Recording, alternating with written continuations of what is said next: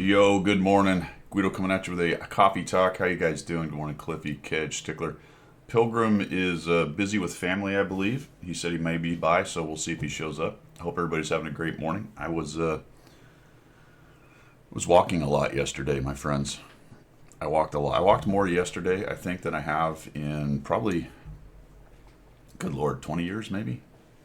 Since I was in ALO, I'd imagine. Holy cow. About 7 miles, maybe closer to a little bit, 7.5, 8 miles, something like that. We went to Pensacola and did a suicide awareness walk over the Pensacola Bay Bridge, the one that goes to the beach. Oh, he could be picking lavender.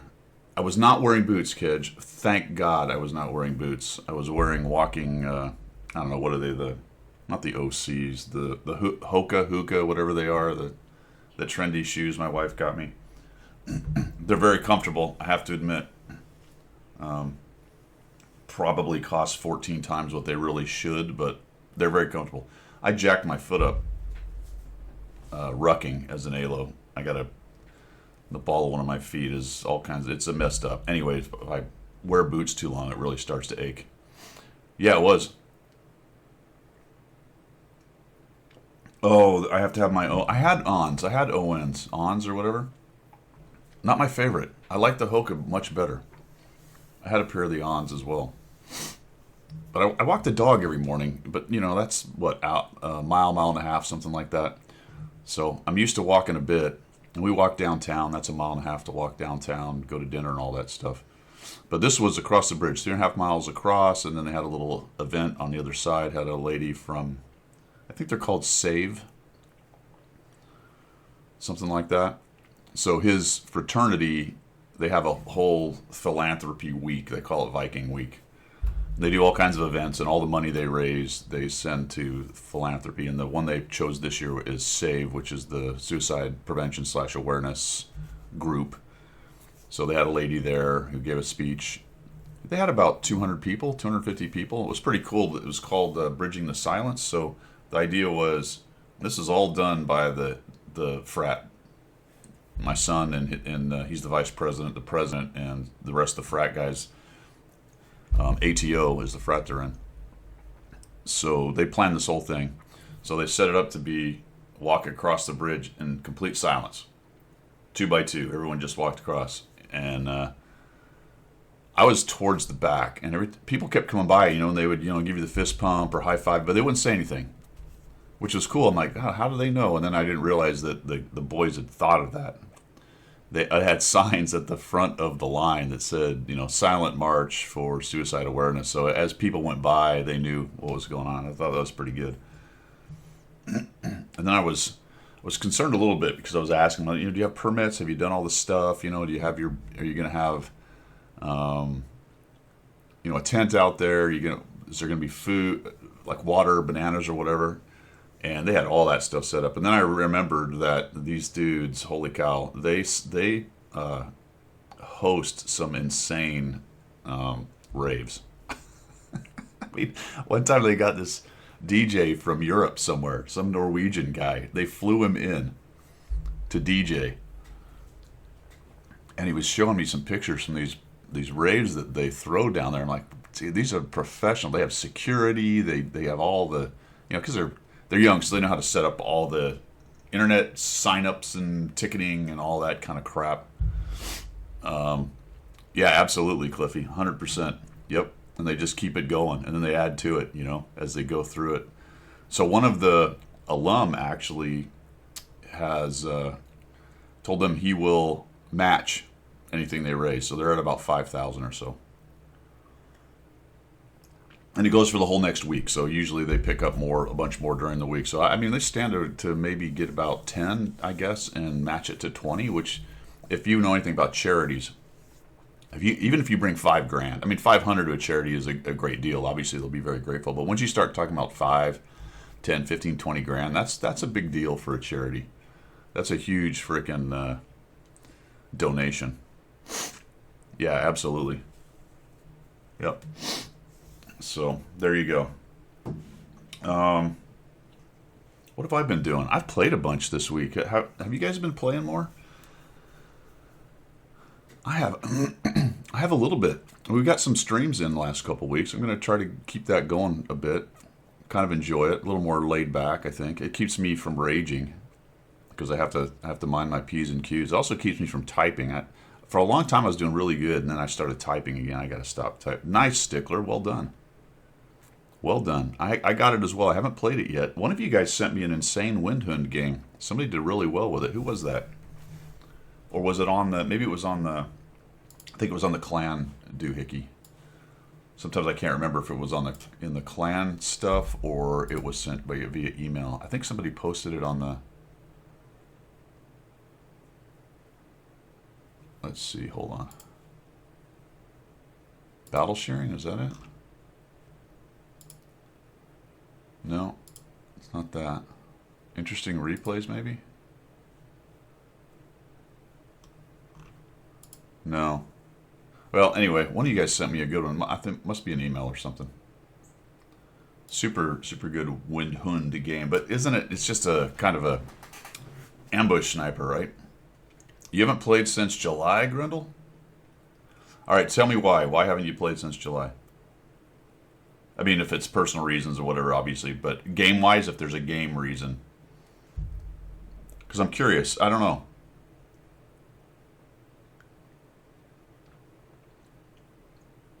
Cliffy, it's trying to draw you in, my friend. Don't fall for it. You know what's happening here. There you go. Well, you know what, Grindel? 100%. You would think after 14 or 15 years that I would be bored. I don't know. It's not a game I really get bored with, to be honest with you. I just, from the basic pub match, that's why its formula is so good, guys, in my opinion. That's why the formula is so good. The relatively short matches, and some of you may argue with me, but I'm going to try to articulate this correctly in terms of what I'm thinking anyway. I think it's endlessly different. I mean, I realize it's the same because it's this. There's only so many tanks and there's only so many maps, and everyone we understand the ebb and flow of the match as they kind of usually go. But the variations of the way the game can be played based on all the different decisions the humans are making, I think is really what makes this game. It's pretty amazing, actually. Pretty amazing. Eighth Hussars, Jimmy. We got Kedge, Stickler, Cliffy. Who else is in here? Grendel, Gator, Wayne. Good morning, Wayne. Hope you guys are having a good weekend. Like I was saying to the guys earlier, a couple of you came in later that had a good weekend. Went down to Pensacola, did a suicide awareness walk with my son's fraternity down there. Watched a little bit of football yesterday. My Gators got massacred by Kentucky. That one got out of hand, man. And FSU, the other team I sort of watch out for in Florida, got massacred.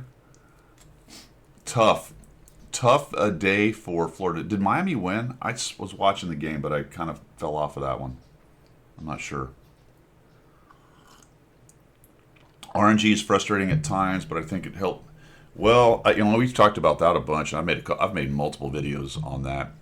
My opinion of the RNG and dispersion is really part of what makes the game good.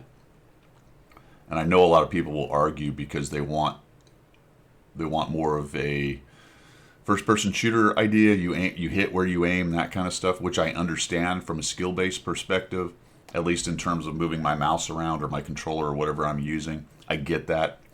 But the original design of this game was to try to model some of the uncertainty of dispersion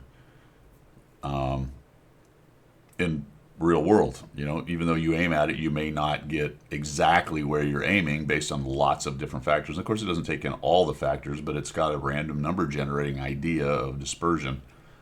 I think that's important for making the game interesting and probably keeping people around who may not be, that great with the hand-eye coordination. You talk about artillery, obviously you could do that, or TD players are going to hang out in the back. Gives them time to aim, gives them time to be more careful about how they play, and I think it keeps people around.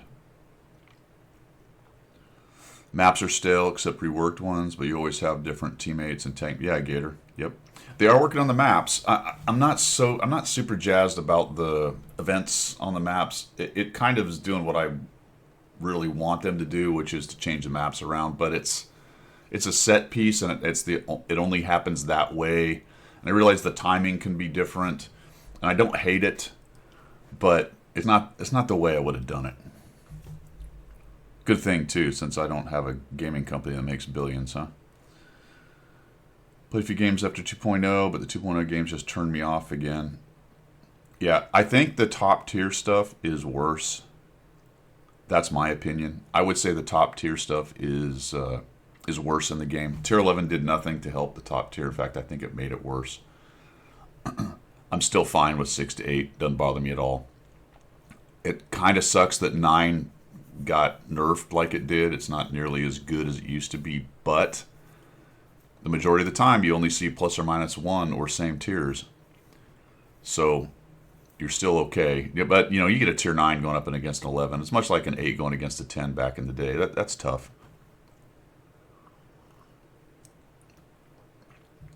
Just an excuse, really. What's an excuse? RNG doesn't bother me. Overall balancing is always going to be an issue. It will be, Madam Yorktown. Good morning, by the way. Because it is a 3-tier system, the way they have the game set up, balancing is always going to be an issue with this game. But that's by design, right? The idea is that, I think from the very beginning, is that you have just better, bigger tanks that are going to stomp on lower tier tanks. And they've dialed that down over the years, but you're still... That's part of the allure. People like to be top tier and be able to stomp on things. I have, yeah, that's true, Gator, and I've seen some all tier 11s. Even on North America, I've seen all tier 11s. Sometimes windshield, sometimes the bug. I am working on some tanks, so I've finished up a couple. We have the 100 Battle Challenge. I think I put those videos out last week, like the Type 57 and another tank. I am currently in the struggle area of 3 tanks that are getting close to the 100 Battle Challenge that are all testing my will to live. This one, the CS52C, which I was at about 52% and had kind of a bad run, maybe 51%. But I have 14 games to claw my way above 50 on it. 886 average experience. We're doing 1400 damage, which is kind of low. Even for a medium, for me, it's a bit low. But the damage ratio and destruction is pretty good. Armor use 0.2, it just doesn't have any, really. I'm surviving. 39% survival, but yet only a 49% win rate. Maybe I'm hiding too much, but I don't feel like the way I play, I hide too much. So I'm not. That's a weird stat to me. It's a weird stat to me. There's been... I know that I have felt like, which may or may not be true, feelings that this is one of those kind of cursed tanks right now where I can have a good game and do what needs to be done, but the team really lets me down. And that makes me feel better. I don't know. Anyway, it's tough. But I had like a 5-game losing streak, and that's rough. I wasn't really playing that poorly either. We'll see. I think we should have a good chance to at least be around 50%, if not slightly above, by the end of this thing. Next is a tank that was sitting in the low 40s for a long time at about 30 or 40 battles. And that is the old Panzer VII. Prague 46 for you, Grendel? Yeah. The TT is just filler now? Yes, it is just... Oh, that's right. I like that. All tanks are premiums. All good tanks, all real tanks, all playable tanks are premiums or rewards. Everything else is just for shooting. The Panzer VII, I'm at 71 battles now, and I actually had a pretty good run with it. Lately, it's tailed off. 2,300 DPG, which is not great. It needs to be higher than that. Only 1.6 on damage, destruction 1.53. Armor use 0.81, so it's close to being super heavy levels. But this thing has those side cheeks weakness situation. It was recently buffed, and I will tell you I like it better now than I did, which is why I threw it back into the 100 Battle Challenge, because I already had about 40-something battles, 46 battles in it anyway.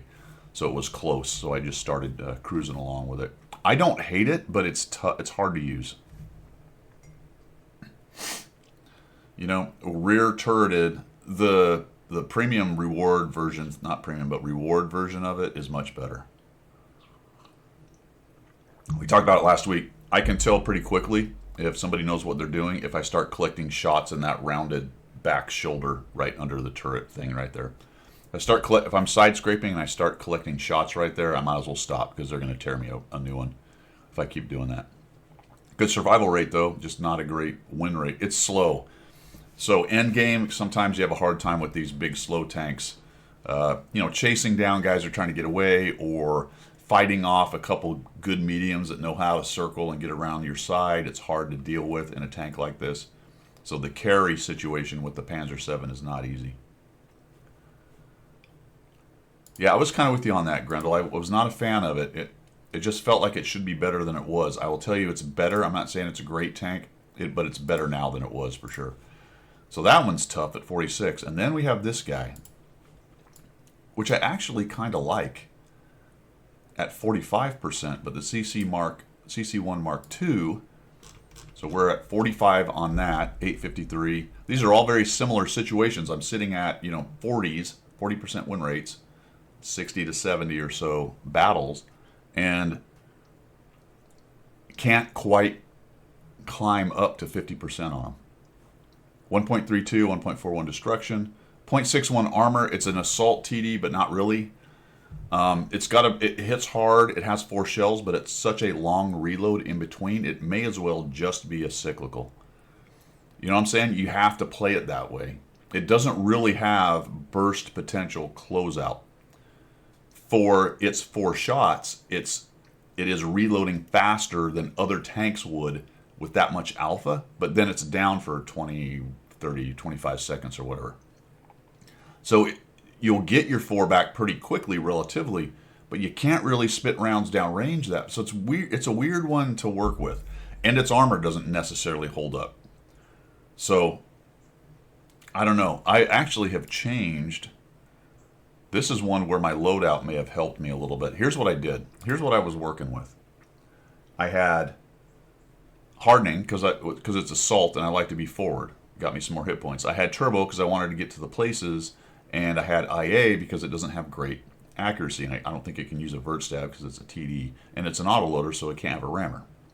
Did that for a while, and it didn't seem to be working. Things have got better when I did this. I put the experimental turbo on it, so I still get a little speed out of it, and a bit of gun handling. Put the IA as well, and then, you know what, dudes? I put the freaking bounty rotation mechanism on it. Because it also takes a bit to spin around, but it's helping a bit with dispersion while I'm moving the gun around. I don't know. I feel like that with just the extra gun handling that I did with this, and then a little more careful gameplay, I'm starting to get better results out of it. Italy TDs are pretty good, tier 7 to 10. Yeah, that's what I'm saying. I don't hate it. I'm just not having good results, and I'm probably playing it wrong. So I've changed up a little bit what I'm doing, and we'll see how that goes. It seems to be doing a little better now.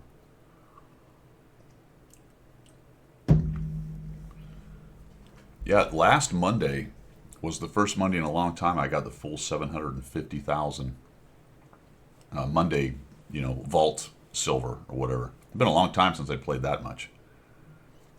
Grendel doesn't like them. Not they're bad, just boring to play. Yeah, there's nothing sexy about them. I mean, they're not fast. They're not super heavy in terms of just tanking everything. They're kind of an in-betweener with a weird autoloader that's mediocre. But again, I don't hate it. It's kind of cool looking too. The turret's pretty tough. Although some of the tier 10s with the mid 300s are just going to zip right through. I mean, I had a JPZ just punch right through the front of this thing. He didn't even care. It's like, whatever. Of course, it's a JPZ, so what do you expect? Those are the 3 on the list. I'm also playing the Nomad a bit. I am playing the Kirovet. Kirovet's 1 a bit. This is, IS-6 redo. It's not a preferential, but it's pretty bog standard. The armor seems mediocre on this as well. I wonder what I'm running with it right now. 0.47. So there you go. That's only on 4 battles though, so We'll see how that rolls out in 100. But that sounds about right. It's probably not going to be near 1. It's going to be situationally at 0.5 or so. Yeah, Grendel, that's the problem with the slow tanks, and why I think a lot of times good players don't really care for slow tanks too much. Most of those I just gave you were slow. I guess I have the Progetto as well. I forgot about this. Did I finish this one? Where are we with the Progetto? No, I'm at 55. I like this tank. It's recently buffed as well. I did not like it very much first few times I played it, and then I set it aside. Now I've got it on the 100 Battle Challenge list. I'm sitting at 55 games and 58%, 2,500 damage, DPG. 1.54 damage, destruction at 2, armor nearly nothing. It doesn't have much armor. Even its turret's not that great. 40% survival, and it's accurate at 78.61. So that's a pretty good tank. If you can manage your auto reloader well with that tank, you can do some good work, because this is one where the last chill you load is the fastest. So if you use it as a cyclical and then you've got a really good burst, you manage that well, you're going to have a good game. You're going to have a good game. So that's what's going on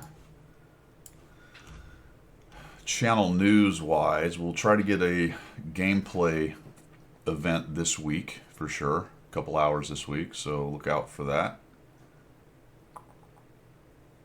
And that's it for channel news, fellers. Which brings us on to missions and specials. Blue light specials. You know what? Nothing's going on. You know why? We're all waiting for Christmas. We're all waiting for Christmas. Let's take a look at what we got.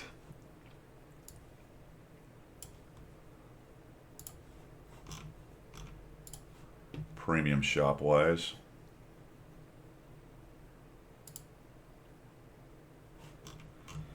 So that's Watt reinforced, Watt salute stuff. If you got that, there's the Scorpion and the Sturv. The Burr is on sale for $33.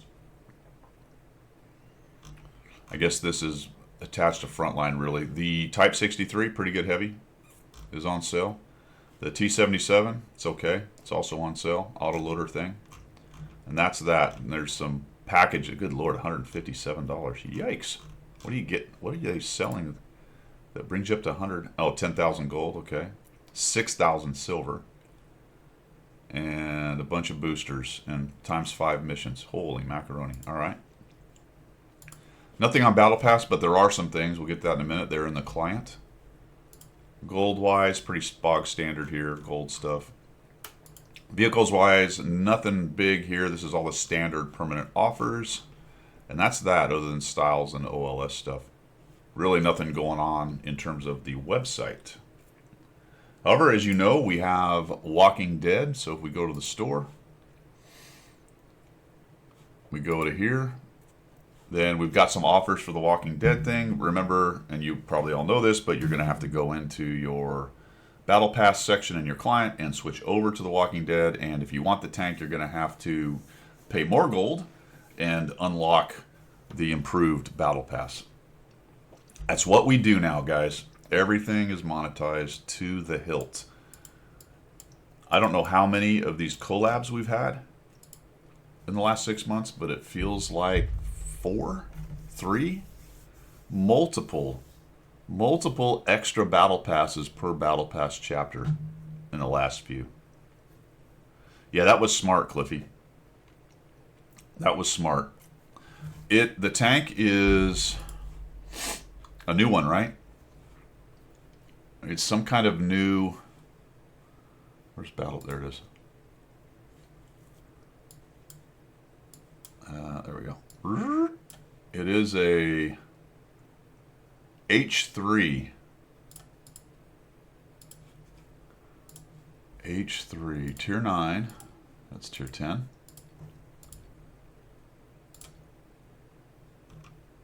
There it is. Oh, that's weird looking. All right, there it is. Oh, look at that thing. It's the American Kronvan, I guess. It's a heavy tank. It has a Tuma. Wow, okay, great. 400 alpha. It is an autoloader with 5 shells. 5-second intra-clip. That's very CC Mark 1-esque. That's a long time. So it's not very rapid, is it? It's got only -7 gun depression. I guess because the front of it is so long, it kind of starts to clip it. It's also one of these articulated things, whatever it is. Can't think of the word right now. And it's got another hatch right there. Dual tumors, one on the hull and one on the nugget. Just in case you don't have enough tumors on your American tank, you get 2. 2 tumas, 2.11 aiming, 0.32 dispersion, which is okay. 1,700 hit points. The turret is 222. That's not very much, actually. Especially since it's not very angled. It has some goofy angles on it, depending on which way someone's shooting at it. You could get, but look at this. This more or less straight right here. So right around this area, and of course the tumor. So armor-wise, okay. The hull's decent at 140, but look at this weird. Look at the massive lower plate on this thing. Now here's a question: Is the 140 the lower plate, or are they really saying that this top plate that is flat is 140? Zemke, what's happening, brother? You all right? We're gonna go to the websitage here. We got to check this out because this looks a little weird. Much appreciated, Zemke. What is going on with this thing? H3.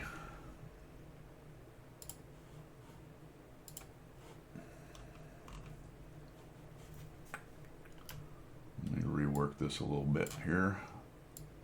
There we go. Tanks, full list. USA, Tier 9, H3. Heavy tank, boom. 3D model, live. All right, what's going on here? That's 45. Huh. Well, there's something you don't see every day. The lower plate is the number they're using. Well, that makes sense because it wouldn't make a lot of sense for the 140 to be on the top. So that's obviously lower. Okay, so, interesting. I don't know if I've seen that before. Have you guys ever run into a tank where that's the number they used?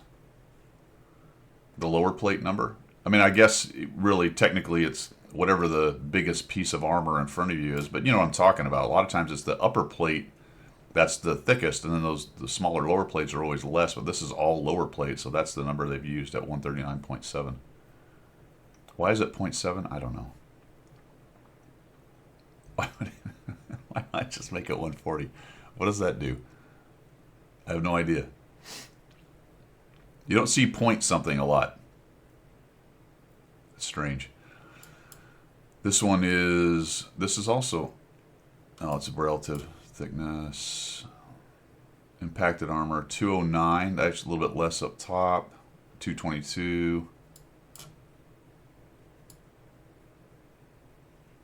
Yeah, any kind of, well, that turret's just not very good, is it? But that's against its own gun. We are looking at 184. So, a tier 7, which could see this, is probably going to need gold a lot of times to even pin this thing. Because it's closing in on 200, even for the tumor. All right. Cool. That's it, the H3. That's the tank. 4 crew. Commander, gunner, driver, loader. Commander, I guess, is probably also the radio operator. Yes. Pretty standard loadout for a lot of stuff anymore.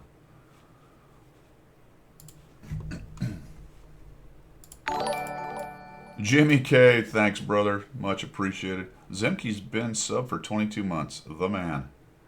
Jimmy at 15. Thank you, thank you. All right. What were we doing? Oh, we were looking at store. Battle Pass stuff. So there's characters available. You can get Deadeye Daryl. I don't. That's dumb. Michonne or the Governor. There's also this one that's been around for a long time, for all year, I think, through November 25th. All of these have missions with them, but generally they are for, like Michonne's here, is for components or bonds, and then usually some personal reserves. But there's no Battle Pass points involved in any of these. Holy cow, we're getting crazy. Thanks, Gator. Much appreciated. Oh, Kedge gifted. Thanks, Kedge. Congratulations, Gator. Thanks, Kedge, man. Appreciate that. Jimmy's at 15 months. Awesome. Hype train or some such, right? Oh, there we go. Level 1 coming up. Let's see. I'm trying to find the... No, it's not on his. So these are 3D situations going on with Daryl's. Is it the Governor? Governor has missions. Bonds. All right, so the Governor's bonds. One of them's equipment, and Michonne's is equipment, and Daryl's is a bunch of stuff to include 3D. And you can do these 3 times, each one of these 3 times. They're gold. Do what you want. Daryl has a voiceover. So does... Oh, they all have it. They all have a voice. Look at that. Can you hear it? Wonder how you hear it. I can't hear it from here. Nothing going on. Okay. Oh, listen to crew members. There you go. We do what we need to do, and then we get to live. I may be a monster, but that's what the world needs. These are not them. Ain't got nothing to say. Let's roll. That kind of sounds like him. I thought I was done with them, but they're not done with me. Eh. The day's ours. They just don't know it yet. Starting right now, we have to live in the real world. Rick's okay. Negan doesn't sound anything like him. Seal, it's time to have some fun. That does not sound like Negan. You gotta keep going. With or without me. Well, there you go. They have voiceovers. For the Walking Dead fans out there. Daryl is the only one who really did it, and it actually sounds okay. Isn't that weird how that works? Like, what? I wonder what the contracting looks like for that. I'm assuming that characters, since it's likeness and stuff, and depending on how their contract is with The Walking Dead, I'm assuming they get a cut of some of that. That's pretty funny. They're like, all right, you're going to be in this game or whatever, but we're going to have a voice actor just give you a voice. You don't even have to go into the studio and record any voiceovers. That's kind of crazy to me. And you're like, yeah, whatever. Just send me the money.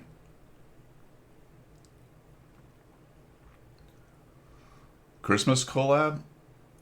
Well, maybe. I would kind of doubt it, though. I mean, I don't know. Maybe it could be Daryl or something, but that's a little dark for Christmas, isn't it? Christmas with the dead or something? I don't know. That doesn't seem quite right. Speaking of, what do you think it is? I've seen no rumors on the Christmas collab yet. No rumors. Deadmas. Yeah, that's a little dark, I think. They do a pretty good job with Christmas and making it very lighthearted and fun. Can't complain about that. Missions-wise, nothing really going on here. These weekly missions, does anybody chase the weekly missions? Do any of you guys try to get those things done or chase them? I have a hard time paying attention to them. And sometimes they have limitations that are a little bit irritating, like the bottom right one, which is covered up by my camera there. It says, cause damage within the first 5 minutes of battle, vehicle restriction versatile, or a country restriction, or a class restriction. I find that's just super irritating.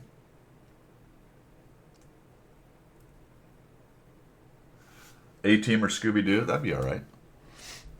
Yeah, if you can remember to re-roll them, that's a good idea. This one, it's like, here's this one. This one I'll get done, although maybe not, because it's updated every Monday. Do they roll over? They might. I don't know. But anyway, Hit enemy vehicles from a distance of at least 300. 75 of 80. I have 5 more to do, and I get a universal booklet. So that's fine. There's no limitations. Earn experience. Easy. Got it. But then this one always seems to have a weird limitation with it. And this one was you have to do a versatile tank. They don't change week to week unless you reroll. Okay, got it. Cool. I need to bring this page back into my cross check because it used to be really easy to see it beforehand. Is it on the right side now? Am I just not noticing it? It is. So I need to just kind of pay attention to this. Cause critical hits. I thought I re-rolled this. Wait, what? 10, okay, 10 total critical hits. I did re-roll it, and it gave me this stupid thing. I had to do 5 critical hits in one mission, and it just turned it around and said, here, you have to do 10. Not in one mission, at least, which is nice. Hype chest. Right on. Thank you very much, guys. What did I get? I got a... What is this person doing? Confetti hype. Okay, that's what it is. You got the Wind Hood with the weeklies. That's how I did it, Stickler. I'm still fighting through the rest of the Wind Hood missions. I just want to finish that before I move on to the next tank. Where are we sitting? I've got 11 of 15 on ambush, so I need a high caliber with an ambush tank, and then I on 12 of 15 with assistance. I need to enable allies to destroy 3 enemy vehicles by spotting, immobilizing, or stunning. But I do have the Wind Hood done. I just want to finish these up, and then we'll move on to the next tank. Jimmy got some kind of frog dude. Frog wow. Everyone else got the same thing. Jimmy must have already had confetti hype.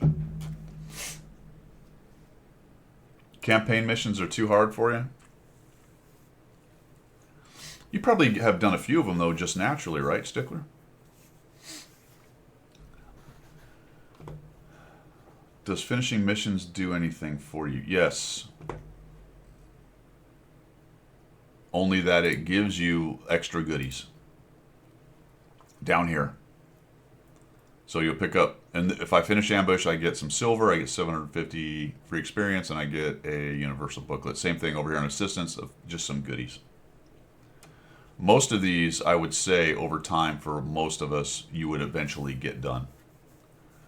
Of course, it has these limitations. So, if you know, it kind of depends on what you like to play, right? If you're done playing everything and you just stick to a few tanks you like, and your tank doesn't happen to be a ambush vehicle, sniper or support, then you may never do that one. Like, if you don't play any sniper or support tanks with that role, then clearly you're not going to finish up the ambush thing. If you don't play light tanks or artillery, you're probably not going to finish up the assistance one at all, are you? So there you do have to. I would say that most anyone's just going to naturally get done the Wind Hood missions eventually, but it really depends on if you play those classes and or roles. Dravik missions must be tier 7 or higher, so there's another limitation for the Dravik stuff. There you go. But I do kind of like how you can get them just by playing. You know, it's a long grind, but you can apparently grind through all of it. Can you grind through eventually to the Blackrock? Or does the daily grind stuff stop at the Blackhawk? I'm assuming Blackrock. I'm assuming the points are so many that it's going to take you forever. You know? Right. I like that as well, Kedge. Exactly. That was a more succinct way of what I was babbling about right there. 100%. And at this point, World Tanks, I'm not that worried about getting those tanks, so if it takes a while or I don't ever get there, it's not a big deal. I do like the little goodies. Occasionally I will look at the campaign requirement and maybe try to do that a couple times. In fact, I've tried to do the one assist track or whatever for 3 tanks getting killed, and that's a little bit harder than I would have thought. I just need to play some light tanks a little more seriously. 5 to 6 months to get the Dravak. All right, that's cool. But at least you don't, the bummer with the other campaigns is a lot of times you can play a bunch of games trying to get one done, and there's no progress. In fact, it's weird with the second campaign, with the one that you have to do certain things in multiple games. You can actually feel like you're going backwards when you fail that one. You know what I mean? You progress a little bit and you're maybe close, and then you fail it. So it feels like you're not really going backwards, but it feels that way, doesn't it? Because you thought you were getting close, and then boom, I have to reset and start over. That's very frustrating, and why I didn't really get too crazy about trying to get the 279. Eventually, I did an end around and got the extra orders and did it that way. Almost halfway the Dravak and have only completed 3 of the missions. Oh, nice. All right, K-Cod, got it. So that's good data point. Cruising right along and only done 3 missions. Gotta love it. Dravak seems to be pretty good. People seem to like that quite a bit. A lot of LTs, 2-3 per game, trying to complete LT missions. Yes, there are a lot of LTs. There's also a lot of RHMs because they're trying to get to the Borkin. Speaking of Dravak, where is it in life here? Is it really good, or am I just imagining things?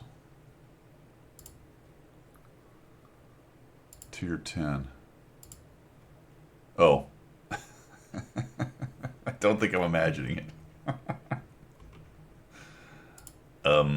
Wow. Okay. Check it out.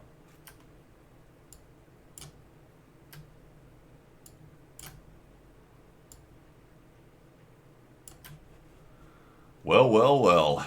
57.36. Played by very good players, granted, but 57.36. When a tank is playing 2% above a very good player's win rate, at tier 10 with a +2 win rate differential, it's a good tank. That's wild. Stingers up there. Again, all these are played by good players here.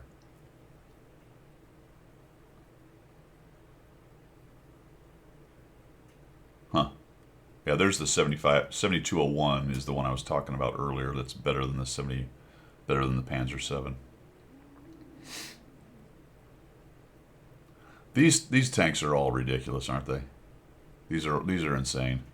They're just so much better. It's obviously good players have them, but this is really the thing to key in on a lot of times, is that win rate differential. When you have a good player that's also kicking butt in it, so you're like, well, good players play it. Yeah, but good players are playing it, and they are 2% above their own win rate in it at tier 10. That's good. Like, you could argue the 114 SP, good players play it, they slightly underperform. It's a good tank, but probably not broken or imbalanced, really. Same thing with the Phoenix, 72, all these things. Look at the type, and this is recent, by the way. This is the last 30 days. The Type 5 has clearly been buffed to goodness. I think everyone kind of understands that. It's plus, this is a tech tree that is 0.93 over average win rate playing it. That's good. That is one of the indications of being good. I'm not saying that's absolutely the only, but it's definitely one of the indications of it being a good tank. And that's what I say, right? Because I know everything, or something. I know something. I know nothing. I know something. What else, fellas? I think that's it for missions and specials. Really, we're waiting for Christmas, aren't we?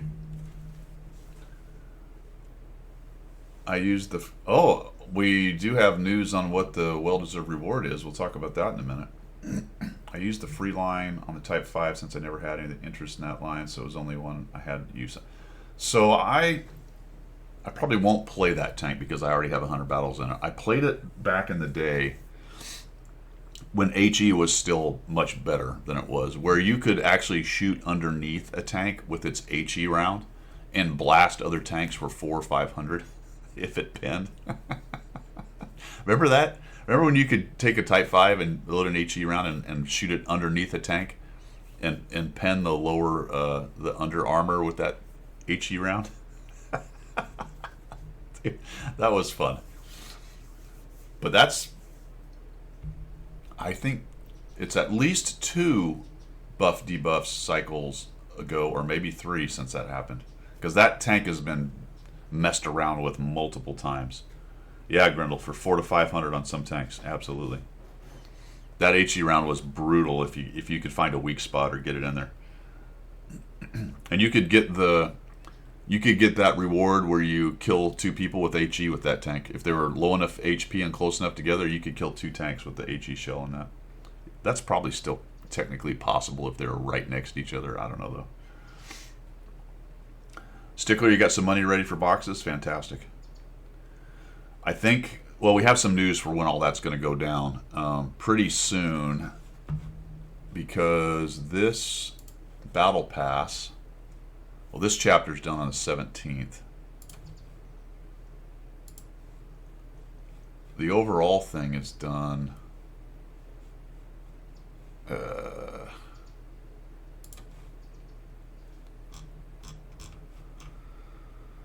I thought the date was up there. Do I have to switch back over to find the date? Probably.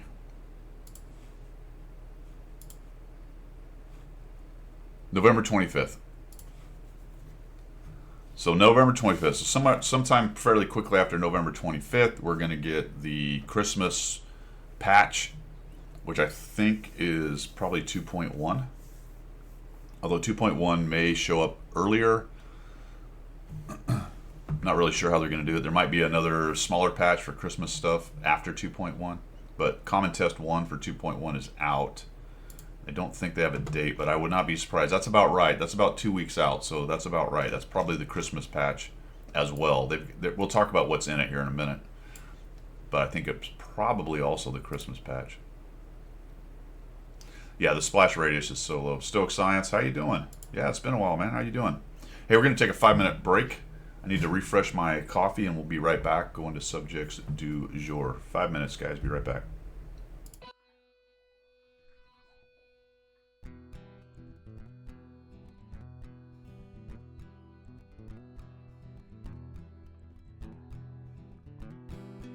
Guido is his name, tanking is his game.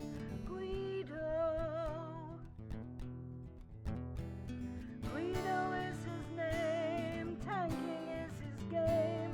Guido. Now in the shadows came a mysterious chap who spoke in a tongue with strange dialect. He offered his help to the mighty Guido to bring some laughter to his love of speedos. To the coffee talk they both came, to bring the message of winning ways to all and sundry and the masses. Yes, that's right, lads and lasses. The damage counts, and flexing back will keep you on the right track. Guido is his name, tanking is his game. Guido. Guido is his name, tanking is his game. Guido. So in what, if you want to progress, then seek out Guido nonetheless. With his sidekick Pilgrim, he has a message that to win you must be aggressive. The position and place that you must seek, for the winners only, not the weak. The guru speaks, so listen well. His voice rings out like the Liberty Bell.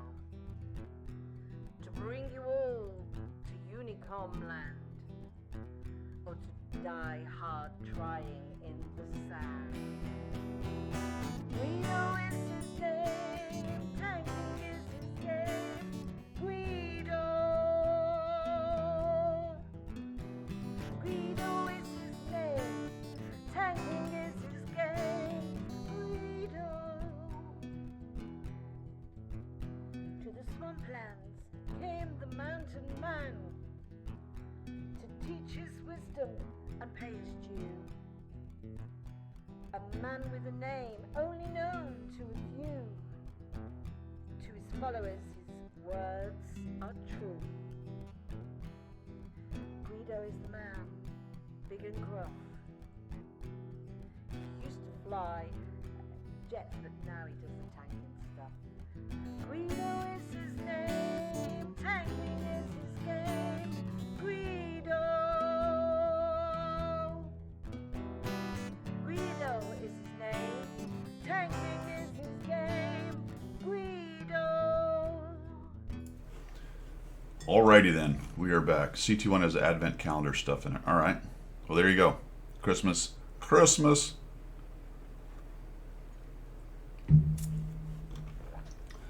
Well, contest one. Let's see what we got. We're going to have some more of the events happen.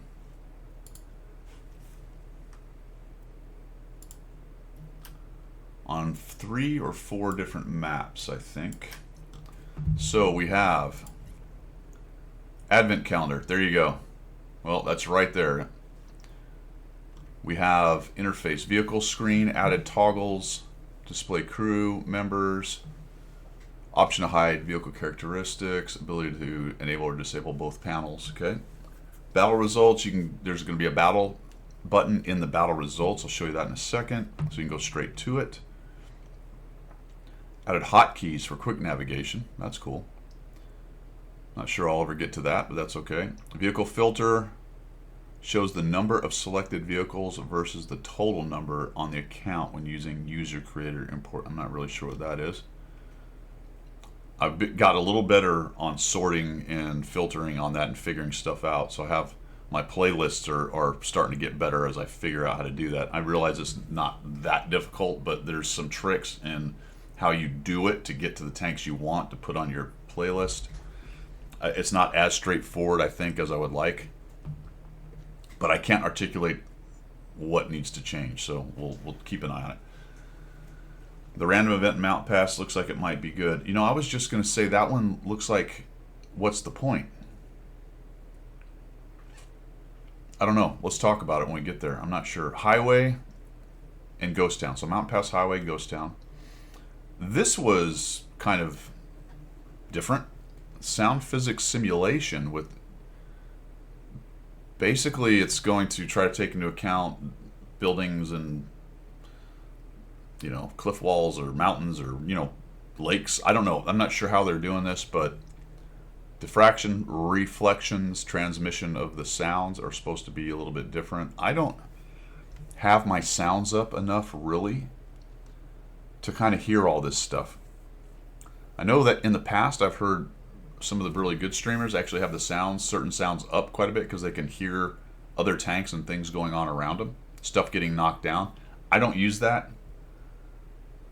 Yeah, maybe echoey. And I don't know if necessarily that's a huge advantage or not. I suppose it's all data and SA, and if you are able to use it and process it, then it can be a net positive for you. My sounds aren't high enough for that to matter. Never really done it. Vehicles, so they've added a T115, a Rheinmetall Belgitwagen. These look like gift tanks and reward tanks and box tanks for Christmas.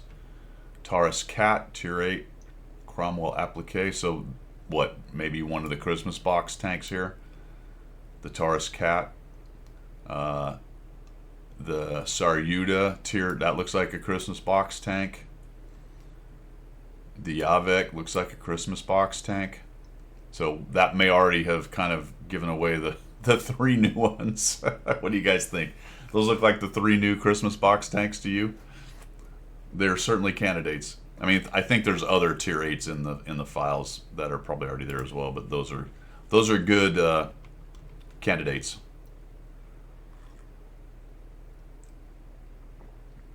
So Grendel says you can easily tell what direction an unseen tank is coming from. Ah, there you go. I'm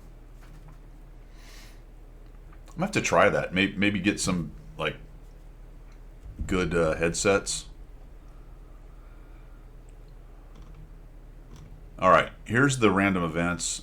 It just knocks the bridge down. So I don't know, can you get back up the bridge? It doesn't look like you could. That looks too steep, but maybe you can get up the bridge. Cliffy uses AirPods. Is there any directional capability on an AirPod? Can you do that with an AirPod? Oh, Stoic gave it away. Gave it away. Yes, it's the twin-barreled Black Prince. You can tell? Oh, that's cool. Well, there you go. So on Mountain Pass, it's going to basically knock down the bridge. And I guess, yeah, it looks like you can get up there. It's not that steep, so maybe you're right. Maybe that is interesting, because now I can get up from below without going all around the edge of the map. So, okay. I stand corrected. That could be very interesting, actually. More options, right? Now, one thing it will also do is the speed at which you can get from one side of the map to the other is going to slow down. Because it used to be if you really needed to get back to the other side, to your cap or to theirs, and it was clear, you know, end game on this map, you could zing across that bridge. This will slow it down a little bit. Yeah, you're going to go downhill pretty quick, but you have to go around that rubble and back up the other side. So it's not hugely slowed down, but it will certainly be something to think about. Yes. That's right. Yeah, that's what they need to do right here. They actually need to make the jump over to this thing, or make this thing a jump or something. I don't know. We need Chaffee races. That would be amazing. That's a mode I would play. Imagine the EBR. Yeah, the EBR air. Yeah, but you're going to land. You're going to face plant right into this thing, aren't you, though? All right. On highway, a train is going to come from, I don't remember which way we're looking, but in this picture, off of the right side through from right to left. And it's going to it's going to crash. And so this is the heavy brawl area here that's so difficult to cross. Everyone's kind of side scraping from each side and doing their little peeks and pokes. So that's going to create some stuff right here that you can sort of sneak around and through and side scrape and do your little things and maybe help people filter through to either side. What it's also going to do is close a bunch of lanes here that people are used to using to shoot. So for a while, people have to figure out. Now, I don't really know, if I'm honest, based on the way they've done it. Unfortunately for me, it looks like they've created a better advantage for the side that we're kind of looking from.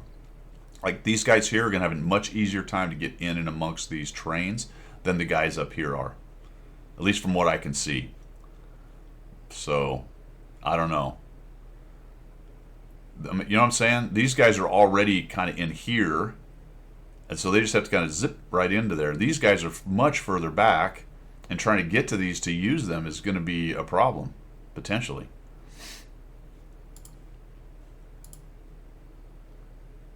Of course, at the same time, maybe moving forward, these are blocking your move forward too. But I just feel like if these guys get into here and can side scrape out of these and get angles, then you're not going to be able to cross this open area very easily to get to these. So you're sort of stuck back here anyway. I don't know. That's just my first impression on that.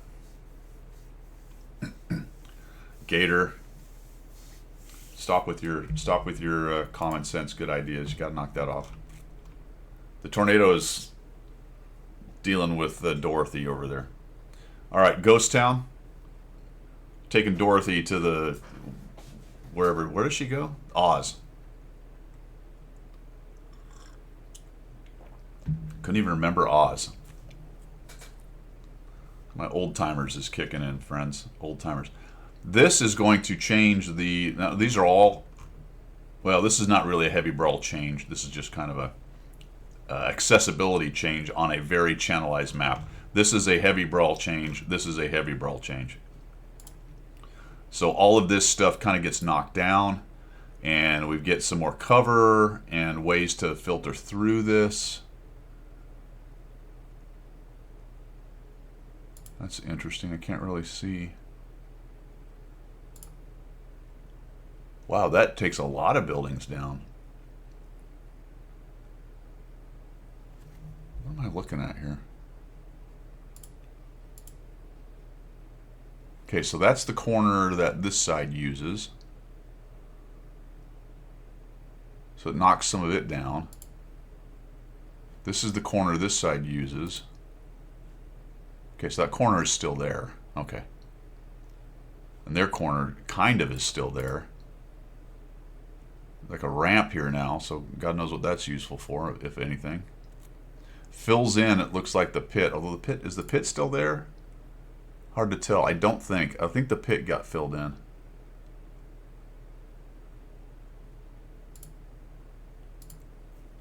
Oh, you mean after the bombing? Like pieces just fell down? You know, they've talked about destructible environments for a long time. You can go up to the second story, okay. Just that ramp piece, or actually drive around on it? So you can get up here? Oh, look at that. I think you're right. I think you're right. Looks like you can drive. I wonder how much of that you can drive around on. That's pretty funny. I don't know how useful that is, but it is interesting. I mean, a Kronvon could use that, but it's pretty exposed from different directions. At least forward, it would be something very interesting. Yeah, I agree. Like if you had areas that people knew were destructible, or after an event became unstable or something, yeah, absolutely. That would be pretty cool. This is interesting here. So what it really does, it looks like it actually knocks. I think this corner is usually further up here, but it doesn't make sense that the. I don't know.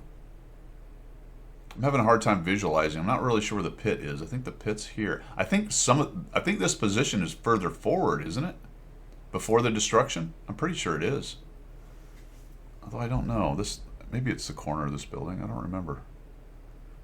No, you don't poke out too far, so I guess it really is this corner and that corner. The brawl could be less already safe as well. Good point.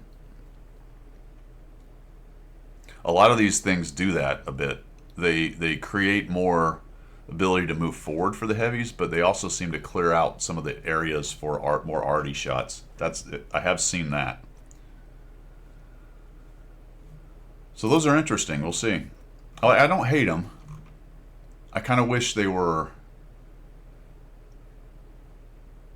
How do I want to say this? They're more involved than they really need to be, I guess. But all the little changes would be harder to work on. I don't know.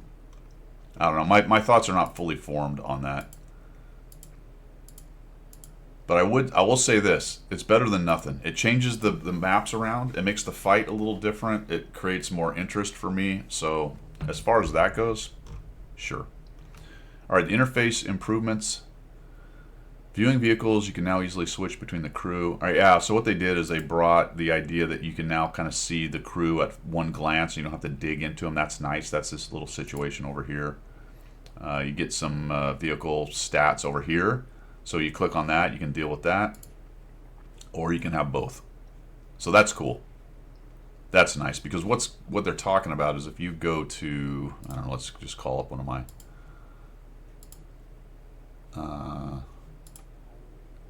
Here, I want this. All right, there we go. So if we call this up here, and I click on this, I get firepower, but I don't have any crew info. So I get this stuff over on the right, but I don't get any crew. So apparently you're going to be able to set it up to where you can get crew on one side and this stuff on the other. So that's cool. I like that. Quality of life. Somebody mentioned that on the stream the other day, that there's some good quality of life stuff. Battle button, that's this. You're going to have a button here on the victory screen or the post-battle screen, whether it's victory or defeat. And you can go right back into battle, which is cool. I was going to say it's not a big deal, but at the same time, it's one less click, so there you go. Quick access hotkeys. What are they going to be?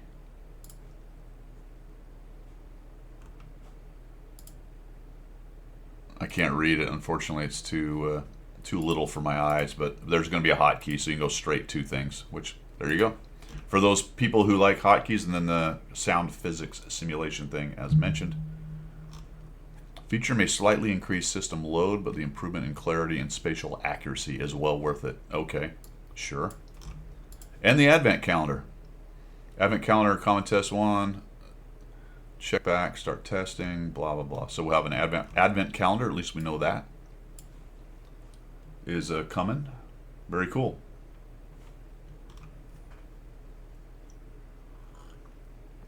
That is 1.21, which apparently will be the Christmas stuff. So let's go over here. What else we got going on? New badges. Sure. New 3D attachments. This is Walking Dead stuff, so there's a big...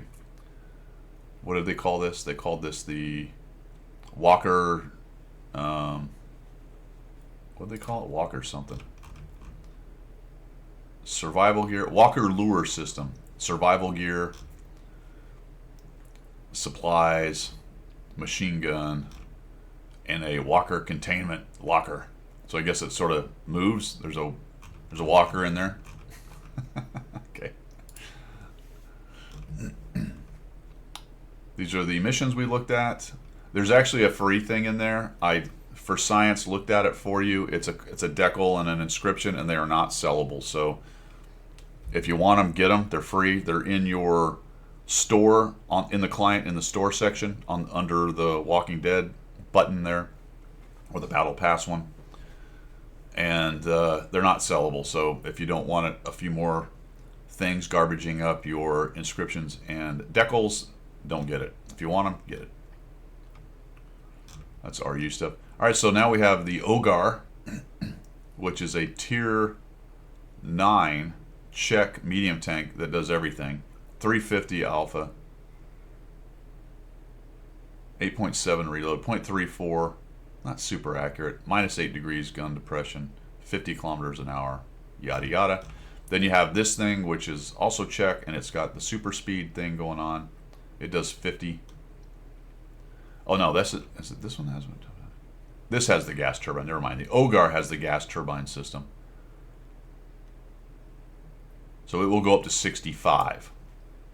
Normally 50, hit X, you'll go to 65. That's tier 9. Then this one is a TD with a full turret. Sure, why not? -10 gun depression, because you might as well. 570 alpha, yikes. 14-second reload. What's our pen looking at? 310 with a heat shell. That's okay, not amazing. 250 standard pen. No, oh my goodness.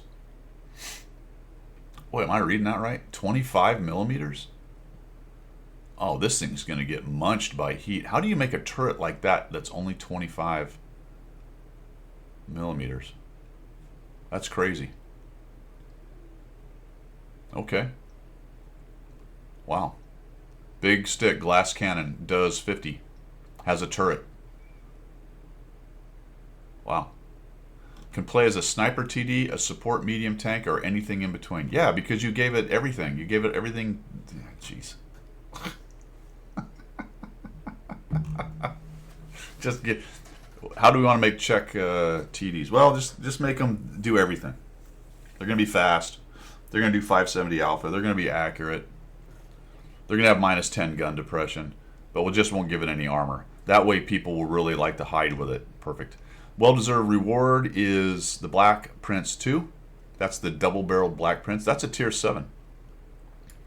I don't know if have we ever got a tier 7 well-deserved reward? I don't think so. I think 6 is what they've all been in the past, right? So watching a vid about other games that use real military equipment. Moved away from it because copyright. Seems manufacturers would want royalties. Yeah. Yeah.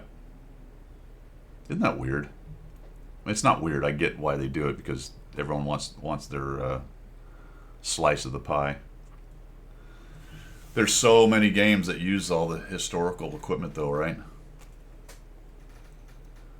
The next question becomes, who owns the IP on some of that stuff? Who owns the IP on a Focke-Wulf 190? Is there some legacy company that owns it? Who owns the IP on a P-47, a Republic P-47? Where did Republic eventually end up? You could probably go look at it, all the different buys, but some aviation company basically owns the Republic stuff. So they'll own that IP essentially. Boeing has the rights to the P-51.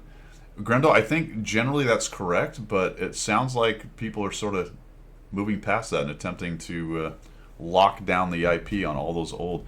Like, who has the IP on some musket from the Civil War? If you extrapolate that idea ad nauseum, who has the IP to a hoplite shield? You know somebody's going to try to do that and monetize that stuff. Maybe we need to try to claim all the IP on ancient weapons, the IP on a katana. CR is time limited. What is it? Chuck Yeager's wife has the rights to the name of his Mustang he flew. Oh, there you go. Copyrighted the name. That's crazy. Crocodile. Can't even say that. Crocodile. This is a tier 10 medium tank, sure. 3-round auto reloader. Italian. Right? Why not? Why not? This is also maybe a contender for Christmas.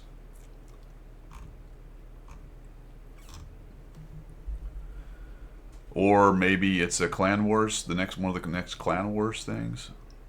Soviet T-10M, domestic tank, yada yada. Conceived as a medium support tank, largely completed, but at the same time, Italy began the production of Leopard 1. So it was abandoned. Look at that thing. That's wild. Looks like a little Ferrari. It's got that unique Italian design going on there. Probably has a V12 in it that breaks constantly. Common test we already looked at. Early Mickey Mouse is public domain. So even if you have the CR, at some point you don't. Is that right? Or do you keep updating? As long as you're exercising it, don't you keep it?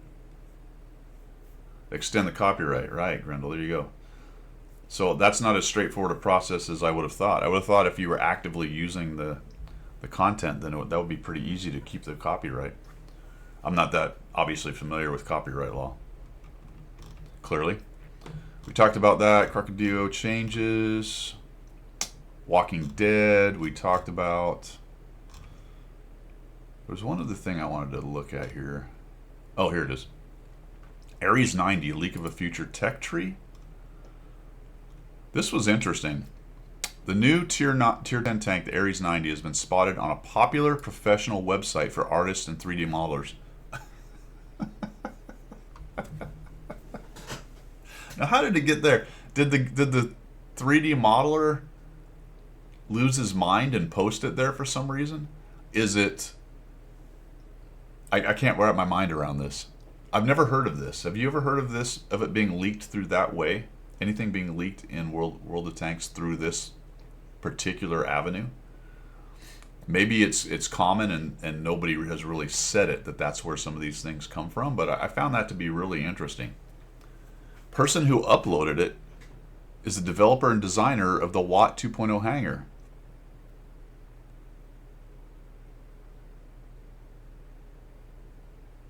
Yeah, maybe.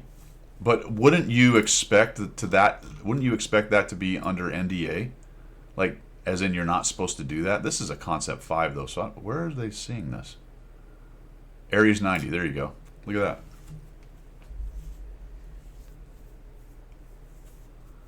It could just be a mistake. It could be like you said, they uploaded and posted the image like, hey, this is the work I've done, and they weren't thinking when they did it that there was this thing. And if you're not a player of the game, you're just an artist doing stuff, not necessarily thinking about this kind of thing and leaks and all that, it may completely just get by you that what you've done. That's pretty funny, actually.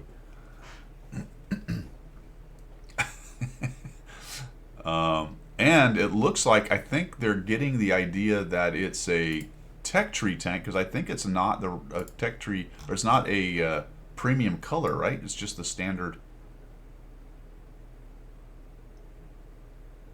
No, that's not the skull. Oh no, the skull is a. These all look like tech tree tanks, because it would be gold, right? The lettering would be gold. Yeah, the lettering would be gold. So that, I think that's. It looks like a tech tree tank. That's pretty funny, actually. So he probably got a talking to from Wargaming after that one. Unless it was one of these unofficial, official leaks. You know, that's shit they do. I don't know. According to the screenshot, oh, there's more info on it.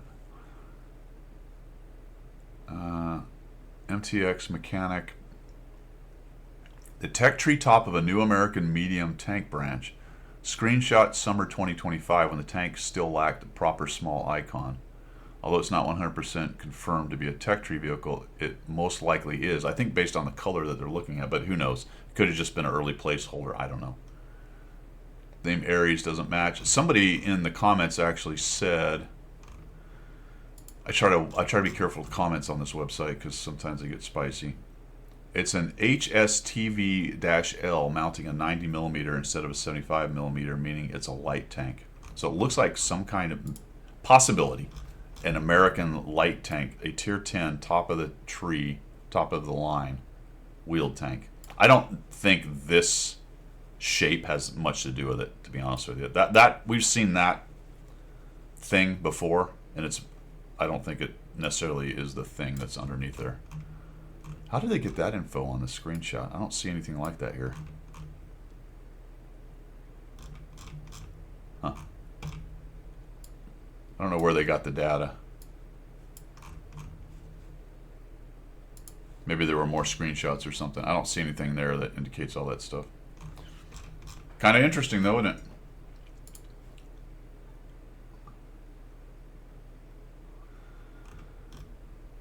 I would like that, actually. A new light tank line? That wouldn't bother me. I love light tanks. Bring on all the light tank lines you want. I'm all about it. We did want monthly. Random events we know about. Steel Hunter stuff. Whatever. Walking Dead. I think that's it. This goes back to... Ooh, Watt Console's getting French Super Heavies.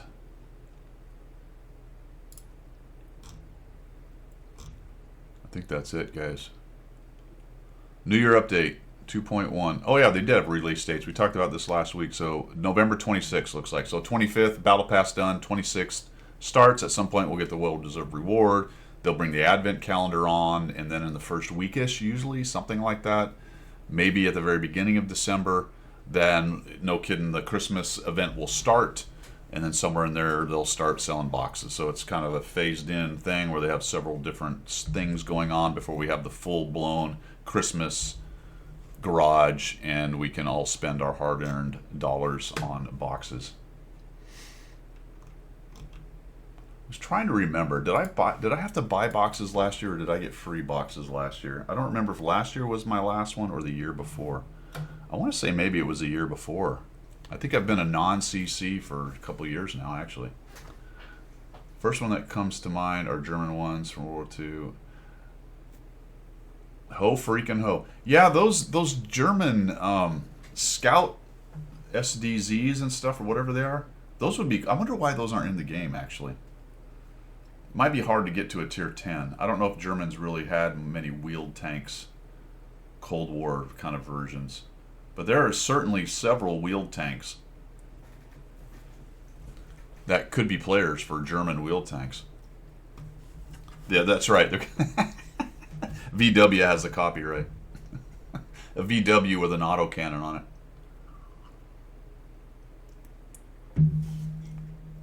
Didn't they have some...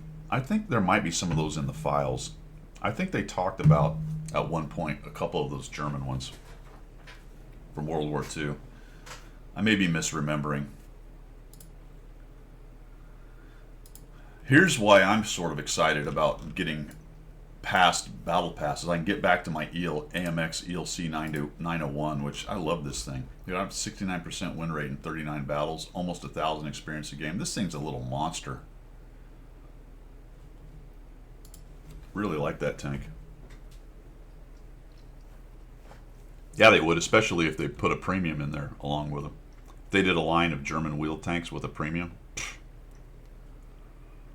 that's a no-brainer. I guess they got to hold a couple of these in reserve, guys, for the very end game of the game. So when they're really, you think they're chucking stuff out now, you wait for that. Just wait for that. A one-off would work, 100%, because there's plenty of German light tanks, right? So, yeah, a wheeled premium would sell. They wouldn't. You're right. They wouldn't have to worry about a line, would they? Just I don't know. What do they got? What kind of things do they got for those? German.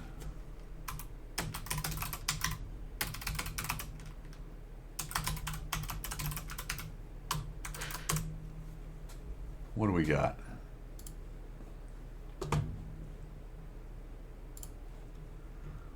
Yeah, we got this thing. I only know these mostly because in Panzer Corps 2, you have a bunch of these things. They're scout cars. Yeah, the 234, which was kind of one of the end game ones. They have this one early, the four-wheeled one. Here's a whole graphic with it. So they do have the Lukes, so there's that, and then they have these different versions of the other wheeled tanks. Got this guy with the two in the back, one front. There's a whole line right there. Honestly, obviously this thing's already in the game, but 1, 2, 3, 4, 5, 6, 7, 8, 9, 5, 6, 7, 8, 9, 10. I mean, there you go. Something along that line. Plenty of them.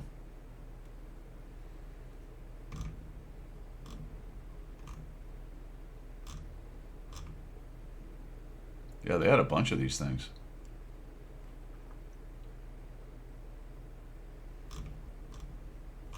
I don't think that's not a hard lift at all. That's actually a bit perplexing, I guess, at this point.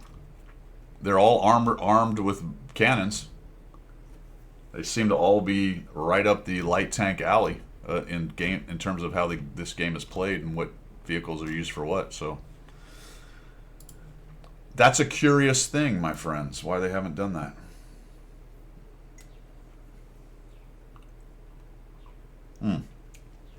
Coffee was good this morning. Chat was good. Not much going on, though. We're just waiting for Christmas, I'd say. Sure, Gunter threw an 88 on at one point, or drew one on that. Exactly right. Yeah, I don't think they would not have any problem extrapolating some imagined or real plan to upgun them to get them to a tier 10.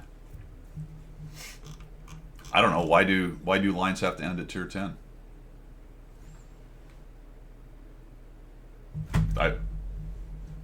Why is that assumption true? Why can't you have a line that goes to 8? I understand why. They want the grind to go to 10 and the whole thing to be uniform, etc., etc. But if you think outside the box and don't worry about the paradigm, have a line go from 5 to 8. How many more lines could you build like that? Multiples. And then make a premium in the little line. Like, who cares if it goes? But Wargaming does. Wargaming is really, in the industry, is super fixated on end game stuff, and they think that end game means bigger, stronger, faster. And I think that's a self-licking ice cream cone for the most part. But that's the way it seems to be designed and the way the developers develop. We do need a tier.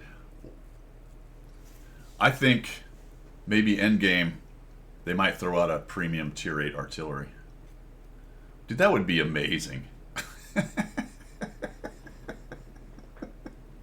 They need to send out a tier 8 artillery.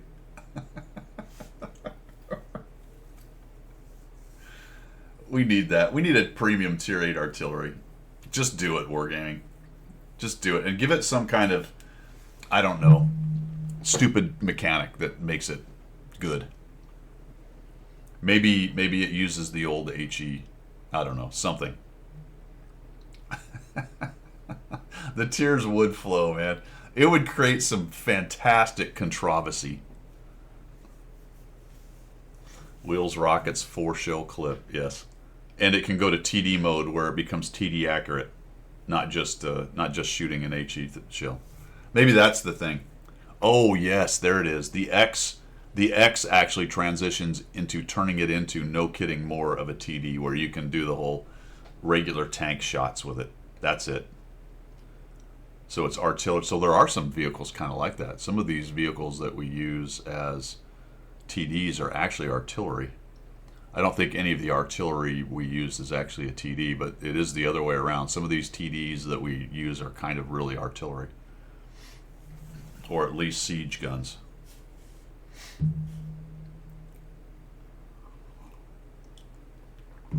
I don't know. I might buy a premium artillery just for the giggles of it all.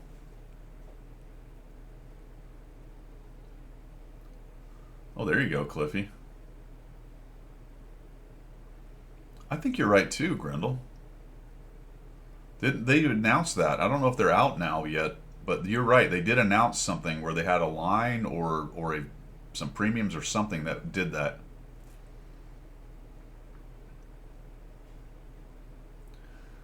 A lot of the tanks did more shelling, essentially, even if it was more or less direct fire shelling with HE shells.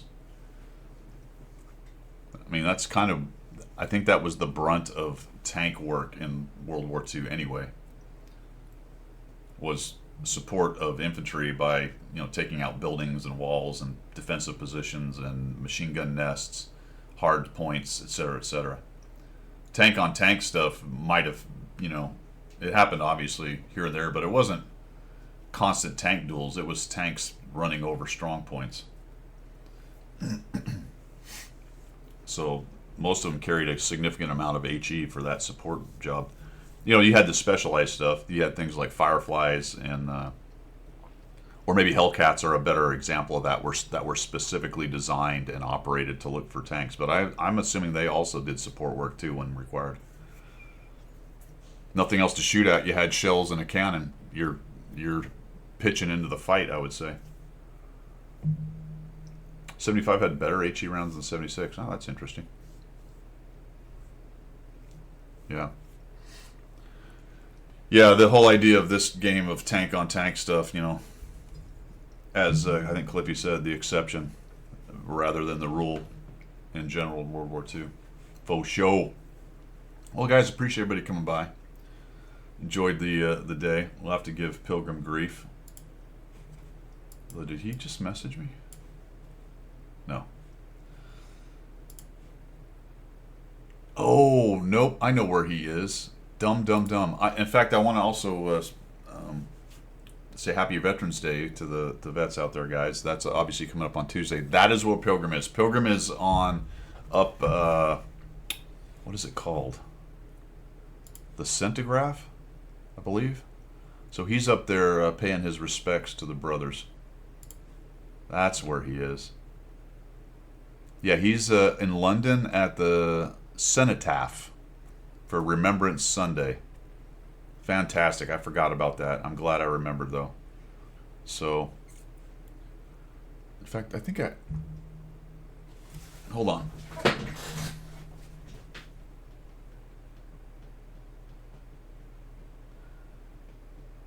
Ah, there it is.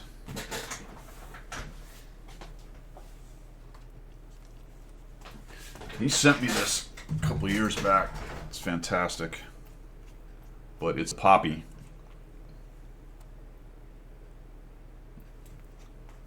Very cool. The Royal British Legion. But it's a pin that's a poppy. Very awesome. So shout out to Pilgrim and his brothers doing the good work up there. They go up there and do a big event. What am I trying? Ceremony. There's the word. Do a big ceremony and do it up, and it's freaking awesome. So cool. I'm glad the cobwebs cleared enough in my cranium that I remembered that. So that's good. But yeah, so the rest of you guys, for us in the States, it is on the 11th, which will be Tuesday, November 11th, the 11th hour of the 11th day of the 11th month. originally commemorating the end of World War One, and now being Veterans Day in the U.S. Not Memorial Day. Veterans Day for us is celebrating veterans, alive and dead, whereas Memorial Day is celebrating those who have passed. All right, cool. Clown idea: raise money for an expedition coat for Everest. That's not a bad idea. He has some news on that. We'll talk about that. That's still going, but there's some news from him. I'll let him deal with that. Which sounds ominous. It's not necessarily. It's just there's been some changes for that. He's still working with that thing, but I'll let him explain it. Remembrance Day on 11th. Fantastic, Gary. Right on. Shout out to the Canadian vets for sure. Had to be one of the worst times to be in a war, right at the end when they knew when it was going to end, but their commanders, I know, right? God, you always have those stories of the last guy to die in whatever war. Like, oh man, the last. Sometimes it's the last known, right? I don't know if a lot of times these things are its best guess kind of stuff. Ideally, there was none died from the war, in my opinion, but that is not how it works. Not how it works. All right, let's find somebody to raid, my friends. We'll let you guys get on with your day, and I will do so as well. At some point, I have to get out into the yard and start working on a fence that I demoed and started cleaning up and has been sitting on the back burner for about 2 or 3 weeks, and I got to get my butt out there and get working on it. Really don't want to today. I don't think it's going to happen today. We're going to get cold, by the way, down here. We got the polar vortex is coming in, fellas. All you guys up in the north in the U.S., stay warm. We're even going to get cold down here in Florida in the 40s or some such. I may even have to try to bring in some of my plants. It's going to get cold enough. They do become trivia questions, Gator, for sure.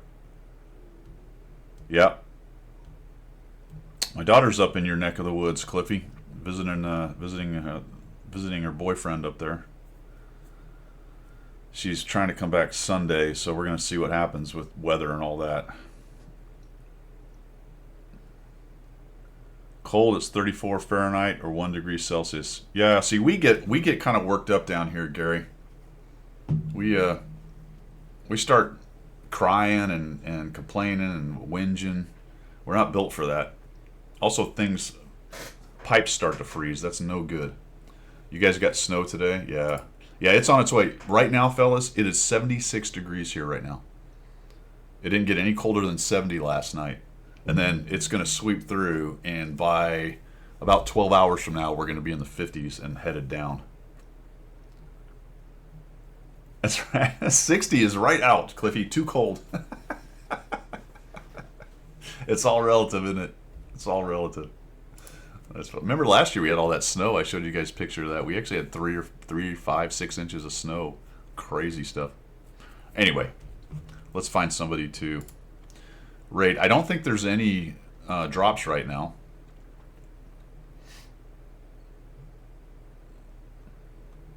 Who we got?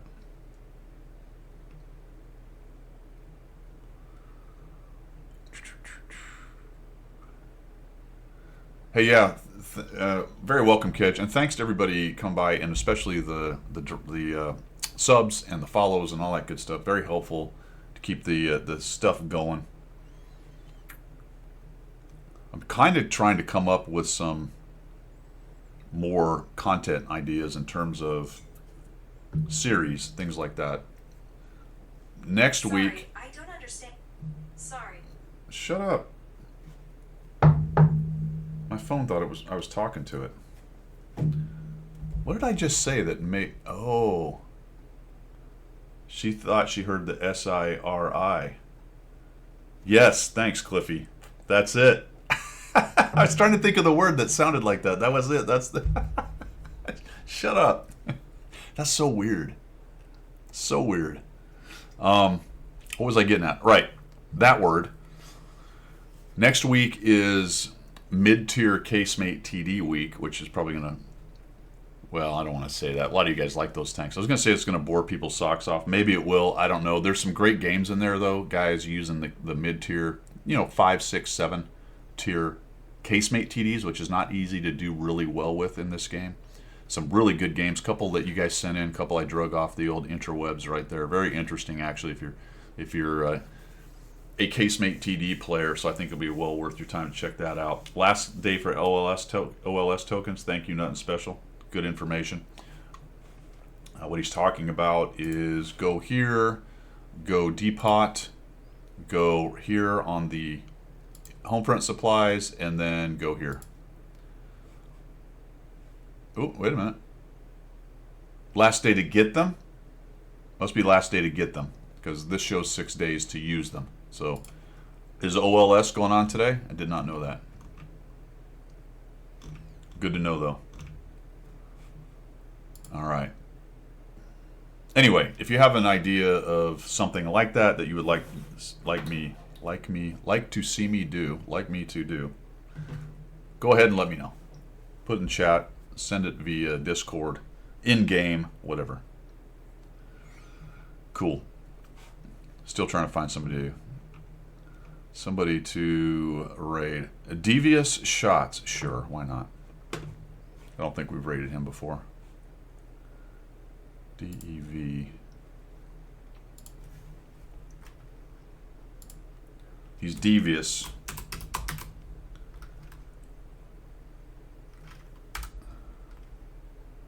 There he is. He's got 6 people watching him, so go check out Devious Shots as we raid him once again. It's today too. All right, good. So in 30 minutes, make sure you watch the rest of the OLS. Get as many of those tokens as you can.